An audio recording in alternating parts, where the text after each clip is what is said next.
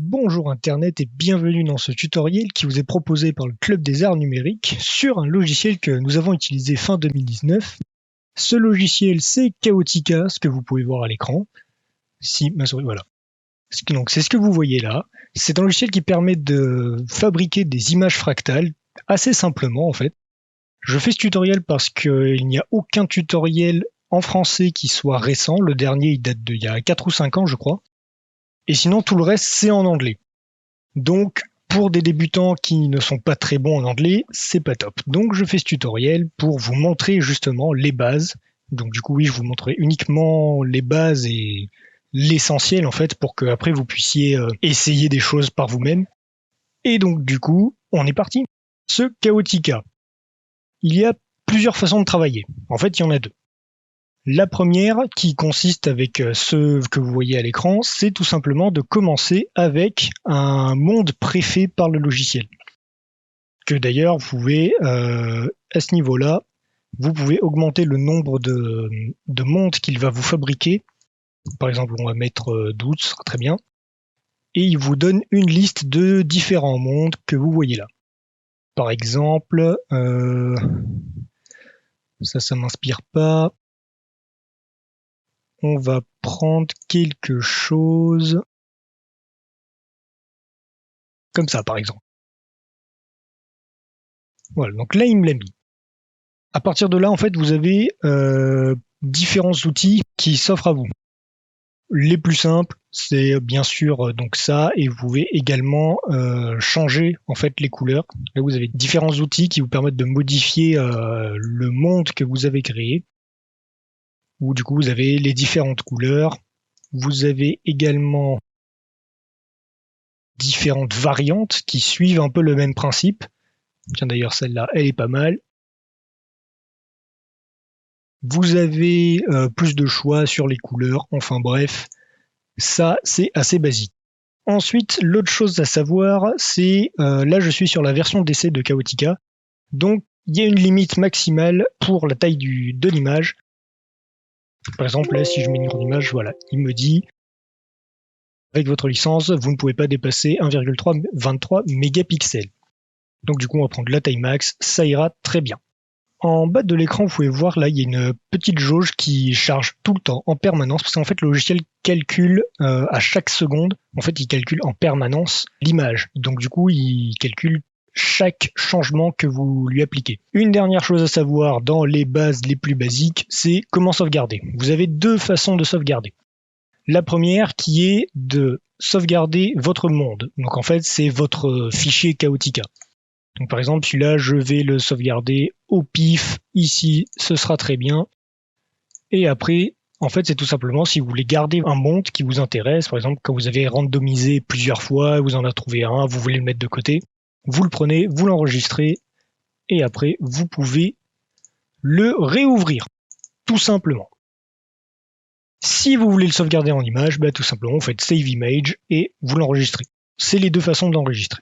Maintenant, on va passer dans quelque chose d'un peu plus technique, qui est comment vous allez modifier votre image. Pour ça, vous allez dans Windows, World Editor. Ça, c'est ce qui vous permet de modifier votre image. Et là, ça se complexifie un peu. En fait, ce qu'il faut voir, c'est que votre image, là, elle est composée par différents éléments. Ces différents éléments, c'est ce que vous retrouvez ici. Avec tous les itérateurs, en fait, un itérateur, c'est un élément. Vous pouvez du coup les modifier tels qu'ils sont si l'image de base vous intéresse. Ça, c'est la façon la plus simple de le faire. Et du coup, vous pouvez par exemple modifier des valeurs. Ou alors, l'autre façon qui peut changer beaucoup de choses également, c'est de bouger tous les repères en fait de ces éléments. Ce qu'il faut imaginer, c'est que c'est comme si c'était un pot de peinture que vous jetez sur une planche ou sur une toile, et en fait vous lui donnez le point d'impact, donc qui est l'origine du repère, et deux directions. Donc en fait c'est les directions dans lesquelles vous lancez votre pot de peinture. Donc par exemple si je bouge celui-là,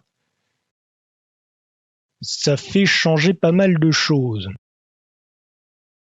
Également si je réduis par exemple le X, paf, il s'aplatit un petit peu sur la diagonale, comme vous pouvez voir. Évidemment, on peut aussi changer l'angle. Bref, on peut un peu tout changer, et là, il faut bidouiller un peu à droite à gauche jusqu'à ce que vous trouviez quelque chose qui vous plaise. Ça, c'est la façon la plus simple de faire. L'autre façon qui est plus complexe, mais d'un côté plus créative en quelque sorte, c'est de partir de zéro. Donc là, on n'a rien. Et du coup, on va créer nous-mêmes nos éléments en faisant New Iterator. Ensuite, vous allez ouvrir ici sur le petit plus, puis Transform, vous allez lui ajouter un New Transform. Vous ouvrez avec le petit plus, et là, vous avez votre nouvel élément. Cet élément, il y en a beaucoup. Vous avez beaucoup de possibilités. Donc on va évidemment pas toutes les faire parce qu'elles ont toutes des variations. Par exemple, si on prend... Non, pas bipolar, ça m'inspire pas. Car Diamond, parfait. Là, vous voyez, en fait, pour chacun, vous avez un modifieur qui vous permet de modifier l'intensité, la forme, différents paramètres qui seront spécifiques à chaque type de transformation. Par exemple, celui-là, on va le mettre à... Qu'est-ce que ça donne? Bon. Pour l'instant, ça fait pas grand-chose parce qu'il est tout seul. Donc en fait, vous jetez votre pot de peinture, mais il va faire des choses tout seul, sans se percuter à rien, et du coup, il ne fait rien d'intéressant, on va dire. Donc bien sûr, vous pouvez dès maintenant le bouger si vous avez envie, mais finalement, ce qui va vraiment changer quelque chose, c'est quand vous allez ajouter un deuxième élément. En fait, il va faire la liaison entre vos deux éléments et créer une image à partir de là. Donc là, encore une fois, New Iterator, New Transform, New Variation, et ici, on va lui dire quelque chose comme spirale, tiens. Et là, paf, voilà, il a déjà fait quelque chose. Du coup, en fait, c'est ce que je vous disais, il a créé une relation entre vos deux éléments. Donc là, c'est des maths, mais c'est complexe, ça, je serais incapable de vous l'expliquer. Mais il le fait et on est très content. Et donc là, même chose, il vous suffit de modifier l'origine, les vecteurs, la longueur. Bref, il faut bidouiller un peu tout ça jusqu'à ce que vous trouviez quelque chose qui vous plaise. Et là, c'est beaucoup plus complexe évidemment parce qu'on part de rien. Donc on est obligé de tout faire soi-même. Mais là, vous voyez déjà en quelques clics, j'ai déjà fait un truc que moi je trouve assez sympa. Mais ce ne sont pas les seuls modifieurs qu'on peut appliquer. Parce que comme vous voyez, il y en a plusieurs. Le premier, les shaders, c'est en fait tout simplement la couleur de votre élément. Du coup, ça ne change qu'un seul élément. Là, par exemple, celui-ci, normalement, ça va être l'effet de Diamond. Donc c'est en gros plus ou moins ce qui fait ce carré au milieu là. Et donc si on le prend, on va lui monter un peu la palette. Voilà, il est passé dans quelque chose d'un peu plus violet avec plus de blanc. On peut bien sûr changer le blend, donc c'est quel niveau il va se mélanger avec le reste. Vous avez évidemment l'opacité, classique. Et même chose pour l'autre, on peut par exemple mettre celui-ci à 0,7. Voilà. On va pareil le mélanger un peu plus. Et voilà, bon. Somme toute, ça c'est comment modifier la couleur des éléments un à un, mais c'est à condition que vous sachiez vraiment qu'est-ce que vous voulez faire en fin de compte. L'autre outil pour modifier ces formes, c'est le weight, c'est le poids, c'est tout simplement en fait la force du modifieur. Mais de ce que moi j'ai pu essayer, c'est pas ce qui a le plus d'influence, comme vous pouvez le voir, c'est vraiment très léger et surtout c'est très variable en fonction des types de transformation. Donc, par exemple, même si celui-là, je le mets à 0,75 par exemple, bon, vous voyez, ça baisse un peu la luminosité, mais c'est vraiment pour de la précision. Si vous êtes un peu psychorigide, que vous savez exactement ce que vous voulez faire, vous pouvez toujours essayer. Mais pour ce tutoriel, on ne va pas trop s'attarder là-dessus parce que c'est un peu trop précis. Bref, ce que je vous conseille si vous voulez vraiment faire des changements drastiques, du coup, c'est tout simplement déplacer les affines. Où là, bon voilà, je l'ai déplacé un tout petit peu, ça a complètement changé. Évidemment, vous avez pu le voir sur la première image, les images qu'il fait de lui-même, il y a 5 ou 6 éléments différents. Donc bien sûr, il n'y a pas besoin d'autant pour faire quelque chose, mais plus vous en mettez, plus vous aurez de possibilités, forcément. Si j'en rajoute un troisième, et on va lui dire quelque chose comme pulse, tiens. Qu'est-ce que ça donne? C'est sympa, voilà.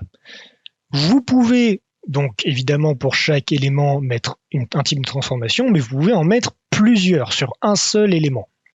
Donc là, si on lui rajoute, par exemple, on revient sur transform ici, on rajoute un transform. Alors bien sûr, c'est mieux si on les renomme, comme ça on s'y retrouve, on s'y retrouve un peu mieux. Et ici, on va lui dire quelque chose comme flower. Voilà, très bien. Et donc voilà, juste en ayant mis 2 éléments différents, en fait, ça change encore plus l'image. Et donc ça fait une infinité de possibilités. Donc là, c'est à vous de tester les modifieurs un par un, voir qu'est-ce qui vous plaît. Après, vous pouvez retenir qu'est-ce qui fait des choses intéressantes, qu'est-ce qui est moins intéressant. Mais là, il faut vraiment y aller à tâtons, un peu au pif, c'est vrai. C'est ce que je fais. Par exemple, iFish, tiens. Qu'est-ce que ça donne? Bon, c'est moins intéressant, on va revenir sur Flower. Bon voilà, il faut y aller petit à petit en essayant plein de choses jusqu'à ce que vous trouvez ce truc, cette chose qui vous fait dire c'est ça que je veux. Ça, c'était la méthode du coup la plus créative d'une certaine façon. L'autre élément, mais qui est un peu moins pratique à utiliser, je trouve, c'est le Palette Editor qui vous permet en fait de modifier les couleurs, mais de tout l'ensemble, de toute l'image, et non pas comme avec, on a vu juste avant, le shader qui modifie la couleur d'un élément. Là, ça prend tout. Mais il est beaucoup moins pratique à utiliser. Vous avez 3 courbes. Une courbe de couleur, une courbe de saturation et une courbe de luminosité. Par exemple, si je lui dis qu'au niveau des oranges, je veux qu'il soit plus lumineux, voilà, il fait une grosse brûlure de l'image là. Et si par exemple on le baisse à ce niveau-là, je suppose, non même pas, je pensais que ça aurait assombri un peu sur le bord. Peut-être un peu plus ici du coup. Ouais, bon. Voilà, c'est ce que je disais, c'est pas évident de se rendre compte de ce que les courbes vont changer sur l'image. Donc là encore une fois, il faut y aller à tâtons jusqu'à ce qu'on trouve l'élément qu'on veut. On va rester comme ça. Il y a peut-être quelque chose qui pourrait aider certains, si certains ont des notions de physique, c'est qu'en fait ce que vous voyez là, la preview, c'est un peu le spectre de couleurs de votre image. Je ne sais pas si ce serait utile à tout le monde pour les aider à visualiser, mais d'une certaine façon, c'est ça. C'est un spectre de couleurs où vous pouvez lui changer. Par exemple, ici, on va lui dire un peu plus comme ça. Bon, voilà, du coup, ça fait plein de changements, mais au final, je ne saurais trop vous dire à quoi correspond, par exemple, cet endroit où il y a beaucoup de couleurs. Je ne saurais pas vous dire à quoi ça correspond dans notre image. Donc au final, il y a beaucoup de choses qui vont se faire à l'instant. La dernière chose dont je vais vous parler, qui est un peu plus classique, c'est quelque chose qu'on peut retrouver par exemple sur Photoshop. C'est des courbes de valeur, de couleurs. Par exemple, on peut augmenter la luminosité, mais je pense qu'on va pas le faire parce que c'est déjà très lumineux ce qu'on a. Bon, vous avez le gamma. Si on va le descendre. Alors ça, non. Ça, c'est un peu comme le gamma, mais sur les zones déjà éclairées, où il va rendre encore plus lumineuses les zones déjà lumineuses. Donc si vous voulez faire de la grosse saturation, c'est bien. D'ailleurs, ça donne un bon effet, je trouve. On va le laisser. Et vous avez le niveau de saturation des couleurs, enfin si les couleurs sont plus vibrantes ou pas. Mais comme d'habitude, c'est vraiment du détail. Il faut y aller avec des petites valeurs. C'est vraiment des ajustements très légers qu'il faut faire. Ensuite, bon, plus classique, une courbe des valeurs qu'on va laisser, non pas trop blanc, on va la laisser comme ça, et vous pouvez le faire sur le rouge, le bleu, le vert, sur toutes les valeurs différentes. Une dernière chose, vous pouvez également modifier le fond, la couleur du fond. Donc par exemple pour celui-ci, on va faire quelque chose de violet. Un peu moins, non, un peu moins. On va y aller encore une fois délicatement. Voilà, quelque chose comme ça. On peut même aller dans les valeurs négatives. Et là, on a quelque chose qui est pas trop mal. Et donc voilà, donc en quelques minutes, je sais pas trop exactement, ça fait 18 minutes que j'ai commencé. Donc je pense qu'en 10 minutes, j'ai réussi à faire une image que j'aime plutôt bien. Et donc du coup, je vais évidemment la mettre de côté, que je vais mettre au pif ici. Voilà, parfait. Et voilà, c'était un tutoriel un peu découverte en fin de compte pour vous montrer les possibilités avec ce logiciel en termes de conception d'images fractales. Il y a aussi un autre outil que je pourrais vous montrer, mais peut-être dans une autre vidéo, parce que j'ai pas trop regardé comment ça marchait. Il est possible d'animer votre image, ce qui peut faire un résultat très sympa, mais j'ai pas regardé exactement comment ça fonctionnait. Vous pouvez aller voir sur le site de Chaotical, il y a quelques exemples d'images fractales animées qui sont très sympas. En fait, c'est vraiment, en fait, vous avez par exemple, si je retourne dans le World Editor, où par exemple, en fait, ça va être avec des mouvements très légers qui va se faire petit à petit, par exemple comme ça, vous voyez, bon, je vous le fais vite fait en image par image, et qui permet en fait de voir l'image se modifier en temps réel. Mais ça, je vous le montrerai peut-être pour une autre vidéo. En attendant, ce tutoriel est fini.